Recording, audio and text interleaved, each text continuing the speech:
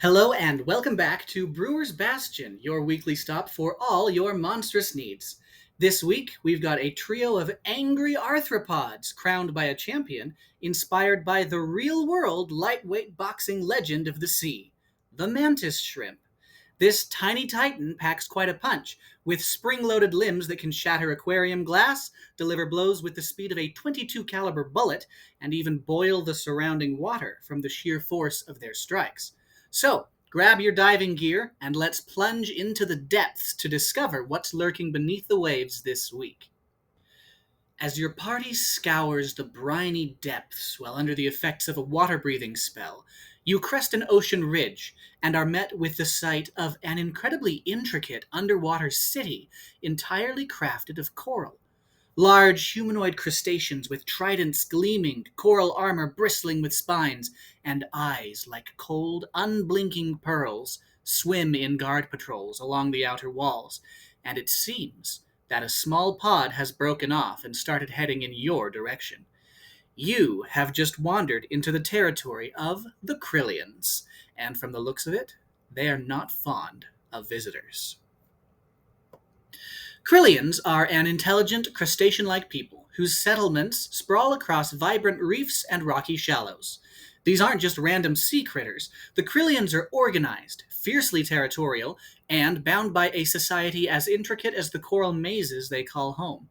Their cities are living fortresses, carved from coral over generations, and designed with winding channels, concealed chambers, and deadly choke points. Outsiders who stumble into these waters rarely leave without a few scars, or worse.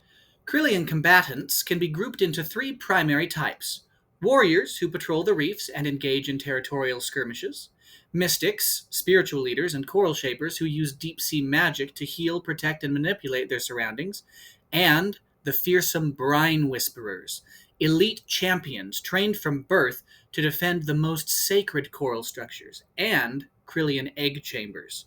Few Krillians are helpless in combat, as their society stresses the importance of each individual contributing to the safety of the collective.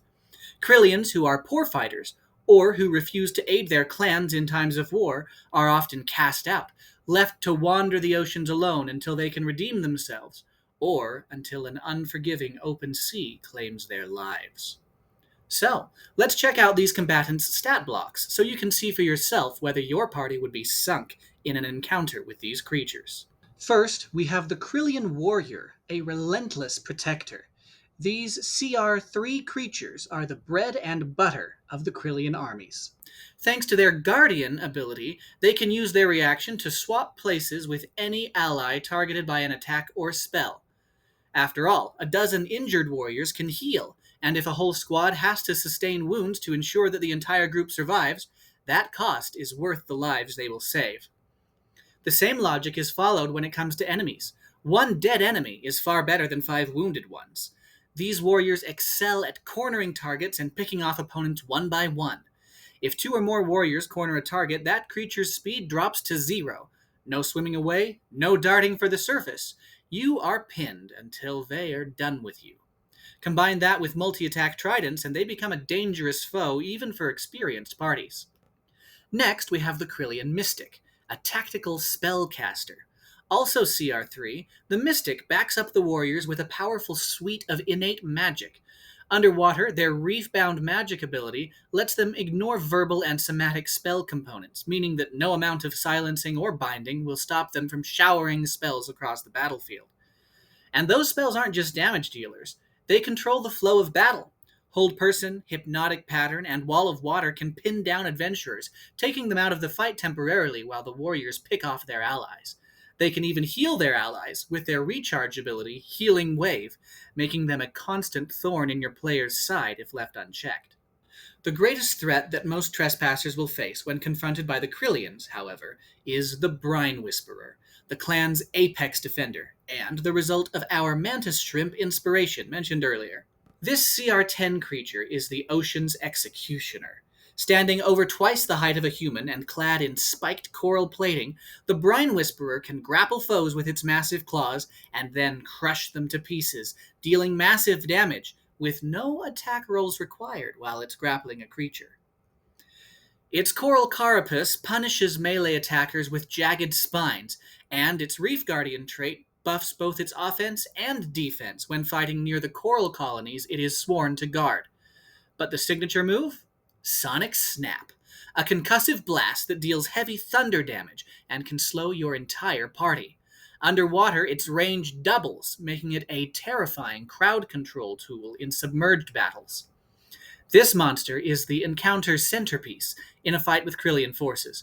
They are rare but powerful warriors, only sent to combat the most dangerous of threats to the Krillian Collective. As a DM, I'd recommend introducing the Krillians slowly, one type at a time.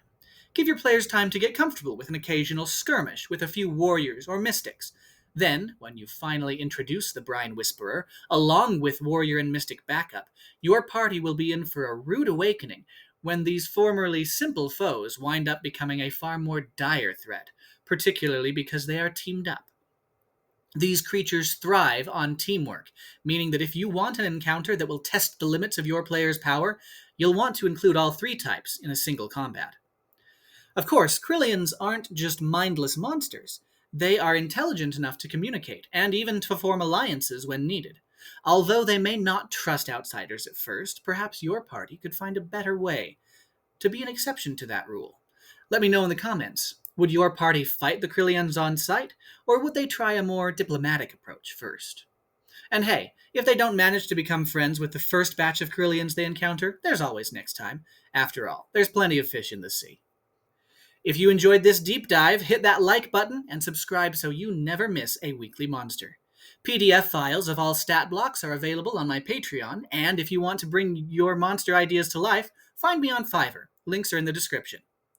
Thanks for watching, and until next time, may your wit be as sharp as your sword.